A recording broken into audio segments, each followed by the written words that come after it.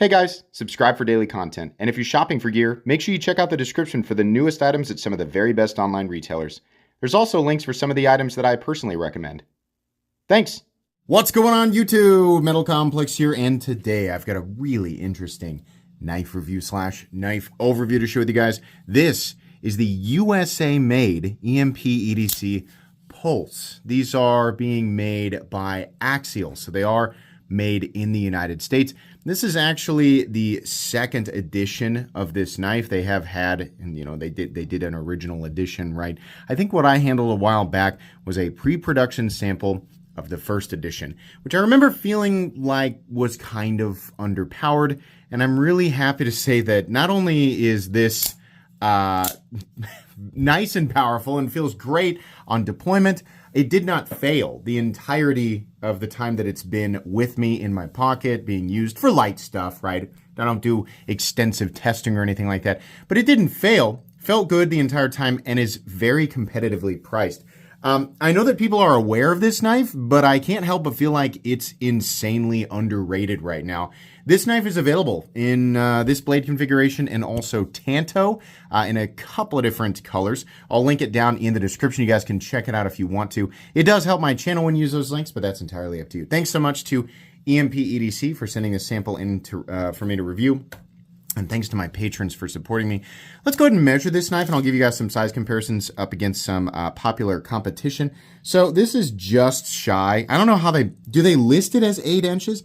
By my measurement, it's about 7.9. The blade length is coming in at about 3.3 inches, and your cutting edge is coming in at just shy of 3 1/4. There are a number of different knives that you could put up against this for a size comparison, but I'm going to put in my opinion, the leading competition, the most direct competition for this knife, which would be the Kershaw Livewire, the Guardian Tactical Recon 35, and of course your Microtech Ultratech. This knife, you can see here, the Ultratech and the Livewire, I think are going to be probably I'm trying to see here which one. We're at an angle. So truthfully, if I switch some of these around, give you guys some better perspective here. The Ultratech isn't quite as big as it looked on the bottom there, just to give you an example. This guy is definitely a little bit longer than the Recon 35. It is slightly shorter than the Ultratech and the Kershaw Livewire. But it does end up being kind of that same size, right? It's definitely within the same parameters as all of these knives. So let's put it up against some other common folding knives. How about up against the Demco 8010 and the 8020.5? Any custom scales you find in this section can be found down in the description under Original Go and Others. So you can see here, very typical OTF profile. It's going to be a lot easier to carry or slip into the pocket than, some of your standard folding knives. How about up against the Spyderco PM2 and the Spyderco Para 3? Once again, it's just kind of a more convenient profile all the way around. And then finally up against the Benchmade Griptilian, or in this case, the Ritter Hogue and the Hogue Deca. How's the action? That's really important when it comes to OTFs, American OTFs, right? Because these are more expensive. There are some Chinese OTFs out there that are very, very impressive, especially like the Max Ace Neptune. And then there are OTFs out there that everybody believes are really made in the United States when they're not.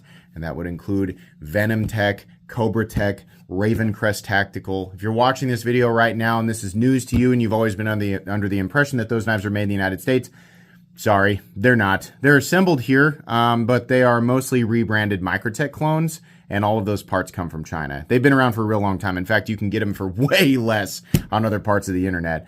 But when we're talking about, actual American competition, we have a certain snappiness of action that we expect, and this has it. In terms of power between all of these, I'll tell you guys which one ranks the highest and which one ranks the lowest. So power, let's see here. Boy, those feel real similar. I'm gonna give it to the Livewire is still up there for number 1. Between those two, boy, This guy actually feels a little bit more powerful than the Ultratech. This one actually feels like it's got the lightest power. So I'm going to put them like this in terms of snappiness of action. Something else to note is that while the Guardian Tactical Recon 35 was king when it came to ease of action, it's like all of these companies have kind of figured out how to make their OTFs feel good and light. It used to be that they were all like, everything was a little bit rough, like the Ultratech was a little hard to deploy and it was kind of biting into your fingers. So this guy honestly is still very easy to deploy, but the switch feels slippery. I don't feel quite as confident behind the switch. This I'm definitely locked in. I'm not going to fall off that one, but man, it is bitey. These two not only feel slightly more powerful, just slightly, but they're actually the easiest to deploy and the most comfortable to deploy thanks to the traction on the switches and the ease of, manipulation. This one actually slightly easier, the Kershaw LiveWire slightly easier than this guy, but this guy's still very, very good. So there's my honest take of those, that action between them. But yeah, really, really great, really snappy action. It feels good, feels reliable. I don't really have to think about it. That's one of those things that you should expect with an OTF. I want to pull it out of my pocket. I want to push that button forward, and I want it to deploy so that I can use it. This does that really, really well. Like just about the best that you could possibly ask without it deploying itself, which I'm not sure that I'm ready for that world, right? AI-powered pocket knives, no thanks. I want to manually operate my knives for the foreseeable future. But anyways, yeah, the action feels very, very good. Also, I'll point this out. Sometimes I will go ahead and add REM oil to an OTF before a review, especially if it feels like maybe it's a little bit sluggish, which is something that I recommend you do with your OTFs, right? Whether you just want to do preventative maintenance or you want to improve the action. This, I did not have to do that too. Eventually I will, but I have not added anything to this. It has always operated this way since the day I got it. So that's pretty cool. Let's do carry profile. Thickness up against the Spyderco Para 3. It's really not very thick. It's actually slightly thinner than the Para 3. Length and height up against the PM2 and Para 3. Not that I know what it's like to carry a lighter, not judging anybody who does, but this is probably like carrying a large lighter. It's really, really easy to carry. The pocket clip is on top of these ridges. We'll talk about that here in a second. But in terms of the space that it takes up in your pocket, pretty minimal. Let's go ahead and weigh it. So what are we looking at for materials? We are looking at aluminum with nice ribs here. Actually feels really good. There's a joke in there, I'm sure. The pocket clip, which also has the same texturing. And then we have a stonewashed MagnaCut blade with what HRC? 63 to 64. Nice work, guys. That's going to go a long ways. The community appreciates it. So I don't know who's doing the heat treat, but that's really, really fantastic. Let's go ahead and weigh it here. So the weight on this guy coming in at 3.9 ounces versus, this isn't really fair because this has the Ultim scale on this guy. 2.8 ounces on this version of the LiveWire, but I think they're 3.5 to 3.7 on the standard version. The Guardian Tactical Recon 35 at 3.5 ounces, and the new version of the Ultratech with zero blade tolerance coming in at 3.6 ounces. So it's actually the heaviest between them, not by much though. This isn't the weight that's going to really bother me. 3.8 ounces of weight for 3.3 inches of blade, with the balance being a little behind where a pivot would be on a folding knife. Honestly, it feels pretty good. Most OTFs feel a little butt heavy because of the frame and the chassis, right? And then you have usually quite a bit of a smaller blade by contrast there. So let's go ahead and do a hardware check. I'll get out my tools as per usual. My tools are very inexpensive and very recommendable. You can find them right down in the section of my description that talks about the tools I use on this channel. You'll notice here, first of all, we're putting in a T8. There are no visible show side screws. All of these knives, all these other OTFs, it's not a big deal, right? All of them have visible front side screws. Actually, I'm wrong. The Guardian Tactical Recon only has visible screws on the rear side for the pocket clip. Kershaw LiveWire is the same way. And so I'm just wrong. I thought they were on both sides. So this just does the opposite. They didn't put the screws on the show side. Sorry about that. I legitimately thought this entire time that there were screws on both sides of these things. So none of these all thread into the rear scale and don't go all the way through. It's just the opposite on... I was about to make like this really gross bill. Like this one doesn't have any screws on the show side. Those have screws on both sides. So it was going to be a much bigger deal. But anyways, it just puts the screw there, the fasteners, the fastener heads or the adjustment heads on the non-show side. These are all T8. You only have 5. And then you have 2 screws for the pocket clip, which, by the way, is only mountable on one side. So lefties, if you want to carry this, you have to carry it like in the left-hand pocket with the switch down. I did just do that with my index finger, by the way, so it really is easy to fire.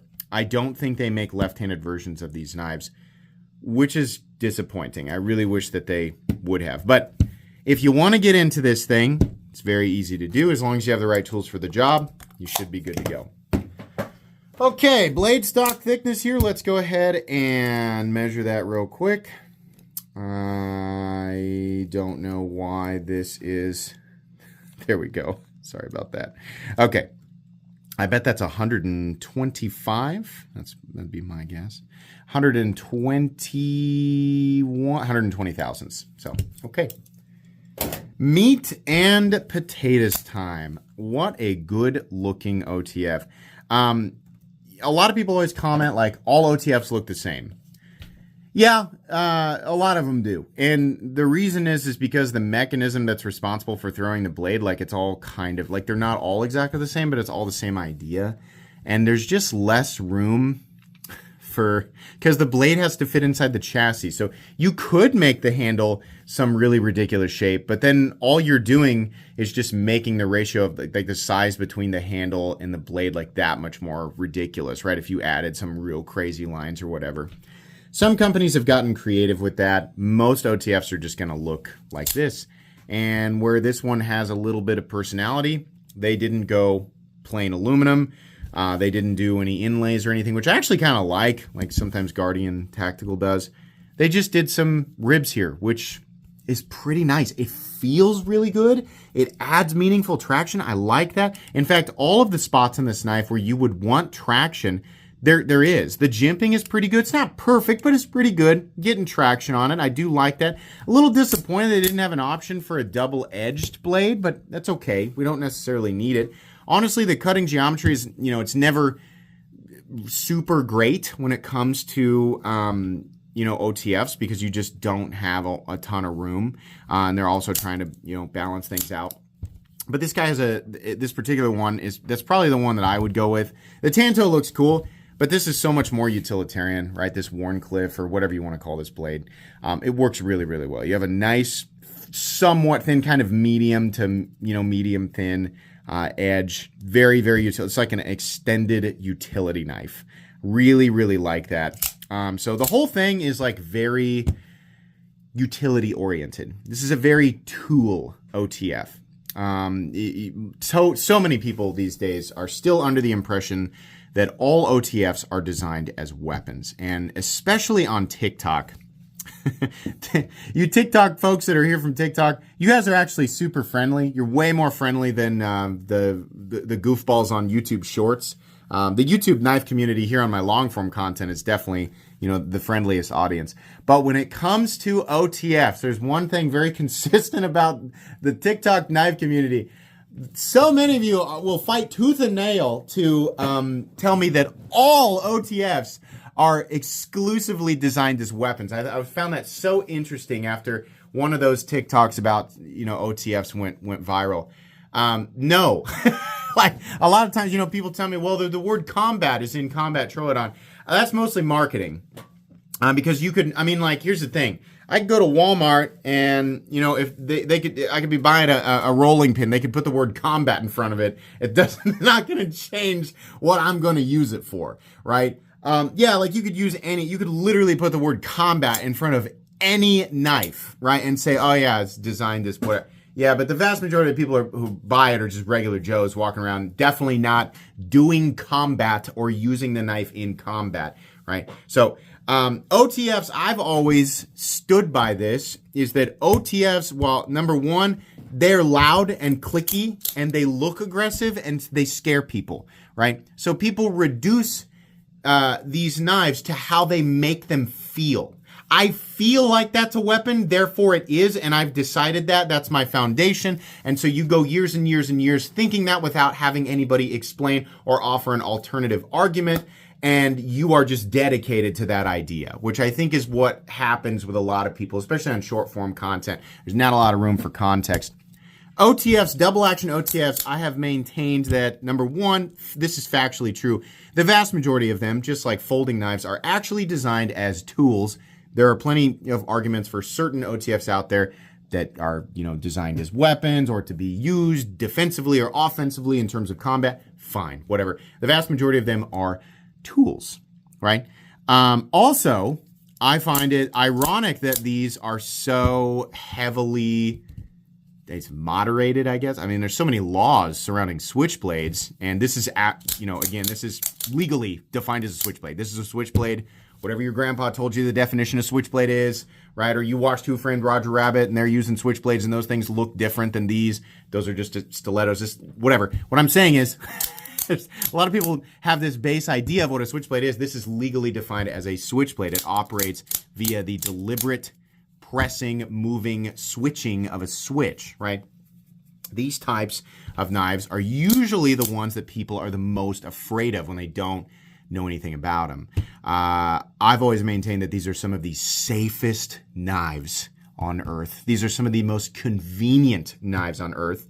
A folding knife is much easier to accidentally open up, right?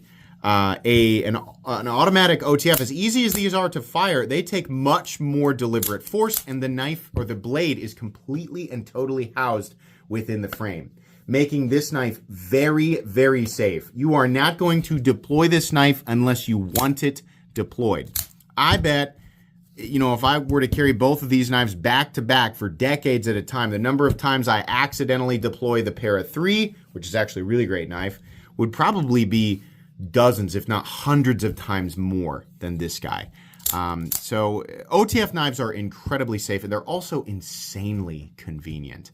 And I know that the vast majority of people watching right now know that, but I've always pushed for that because I feel like the laws surrounding them are just a little bit silly. Anyways, ergonomically, it's very comfortable. The edges are nicely knocked down. There's not really any lock-in zones. It's just kind of straight, but man, really comfortable. This really does feel like a knife that I can take out and use fairly hard. I'm not talking about abuse or prying or hammering or chopping or anything like that. A lot of people, assume also that OTFs are weak knives or they're gimmicky knives. No, they're actually very durable as long as you don't dump dirt inside here, right? If you get something on the blade, wipe it off before you retract it. But what's locking the blade out, those two little tabs, are actually pretty darn strong. This has been demonstrated many times by, dozens, hundreds of channels on YouTube over the years. But the system that's responsible for locking the blade out within the chassis is actually very, very reliable once it's locked out. So these knives really can be taken out and used. The blade, like I said, very, very utilitarian. It's nice and easy to do draw cuts. It's a straight edge, so your slicing not going to be the best, but you can definitely still, do things like that, cutting open packages, boxes, cutting rope, wood, occasionally, right, rubber, zip ties, not always the best thing to cut with a blade, right? It can be hard on it, but yeah, you can do all of that stuff and you'll be just fine. What's the point of putting a little hole there? You're not going to use it to deploy it. It's literally just for looks. The EMP EDC thing, they've always had kind of the hole within the larger oval, and it's just kind of a character design feature, right? Without the texturing, without the logo, and without the hole here, this would look like something that could be made by a number of different brands. So they've added a little bit of personality there just to make it their own thing, and I like it. I think the EMP EDC logo is a little bit big. I don't know why it makes me think of Jimmy Neutron. Am I off base there? I kind of wish it was smaller. I kind of wish that the whole logo was maybe more, even smaller than the Demco pivot, maybe more like the Civivi pivot, right? I kind of feel like it's, whoa, like really in your face. It's kind of You know, or something like this. The Microtech logo is actually the same size, but they mill it in and they don't add any color. Actually, I think they did at one point. Now that I'm thinking about it, maybe I should have been complaining about Microtech's logo all along. I feel like they used to do the big white logos. I feel like this is kind of loud. It's not that big of a deal, right? But maybe if it was like all dark without the white in there, it would be cooler. Because I love this side of it, right? Even with the screws showing, like I just love that. I think it's cool. This is like my attention immediately goes to the pivot there. So, or what would be the pivot. This has like a dark stonewashed or acid washed finish. It's fine. I think they only offer that, maybe one other finish.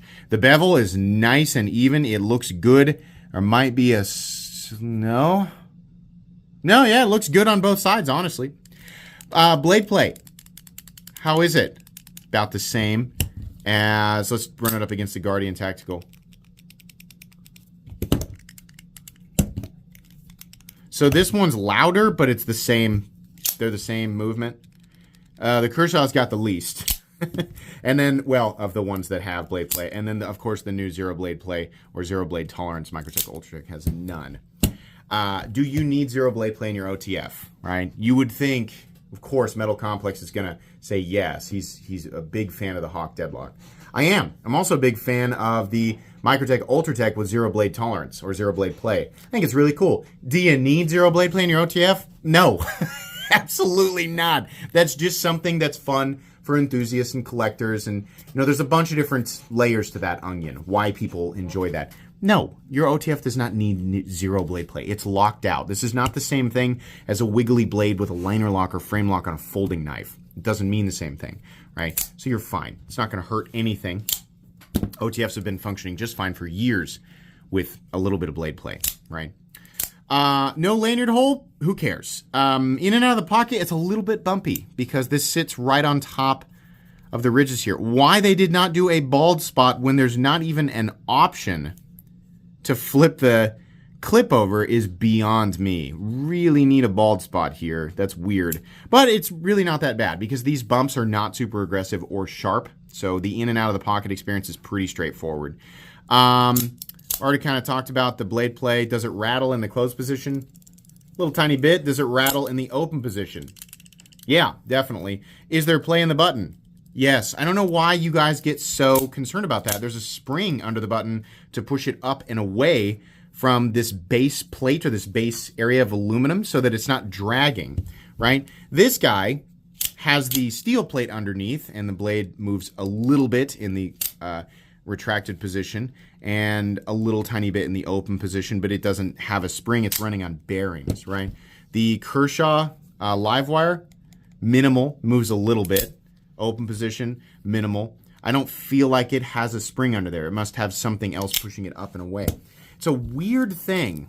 I have never really thought to be, because the Microtech has it too, the little spring underneath. I've never thought to be concerned with the button play, but some people say that feels cheap to them, or I had one guy say that he sent his OTF back because the play and the button bothered him so much. That's weird. It doesn't bother me, but I guess whether or not it bothers you is entirely up to you. But yeah, the reason there is that something is pushing it up and away from this so that your experience in terms of operation is smooth. Having it have a little bit of play is fine because it means that there's space or gaps in areas that would otherwise cause very uncomfortable traction and unnecessary wear on your OTF over time. So you can feel however you want. It doesn't really bother me. This is very minimal. Like it's nowhere near as audible as the play in the Microtech, right? And same in the open position. Much more with the Ultratech. Okay, so how is this thing priced? Well, it is a true USA OTF. It's very high quality. They have nailed a lot of things. Really, just a couple of little things that I didn't enjoy was the no bald spot and the no lefty option there. The jimping could have been slightly better, but it's still fine. Everything else is just absolute fire. It's a $260 OTF, making it more expensive than the Livewire but less expensive than both the Guardian Tactical Recon 35 and the Ultratech. Is it competitive? Absolutely. Is it worth the money? Absolutely. This is an awesome OTF. I don't know why these aren't sold out. It blows my mind. This is extremely recommendable, and I applaud EMP EDC and Axial doing this. I mean, this is priced better than the Chinese one that they did, which that probably has more to do with the costs of the OEM, because Chinese OEMs have gotten like ridiculous with what they charge these companies to do batches of their like they're just getting insane with it. So that's probably less Axial's fault, or I'm sorry, less EMP EDC's fault. But yeah, this is very competitive. Very, very good and extremely recommendable. The price tag is fantastic when we're considering true competition. And again, not the fakers, not the Venom Techs and the Raven Crests and the Cobra Techs of the world, which truthfully, that's mostly the community and the retailers coming up with this idea that those are made in the USA. When we're actually comparing the true competition, this is incredibly competitive. I really like this one. I think it's neat. Not everybody's going to love the look of the blade, right, or the handle scales, but it is something different. And honestly, the ones that I'm going to reach for, truthfully, anymore, this used to be my absolute favorite, but I like the zero blade tolerance version of the Ultratech, but that button is so bitey. This is so comfortable. It's really the Kershaw Livewire and this guy are probably going to be would be my go-tos, in terms of carry. The Livewire is still a little less expensive at $240, but man, this is an awesome option. I really, really like this knife, and I think they did a standout job. So highly recommendable. I'll link it down in the description. It's going to go in my most recommended knives playlist. Nice work bringing something fun and new to the US OTF world. Please make sure to follow me on Instagram at metal_complex. If you enjoyed this video, leave a like. If you'd like to check out my other content, I do, of course, have lots of videos of knives that are either expensive or inexpensive that I do or don't like, so check those out. And if you enjoy all my content, go ahead and click on that Metal Complex logo right there and subscribe, because there's definitely more coming. Thanks again for watching, everybody, and have a great day.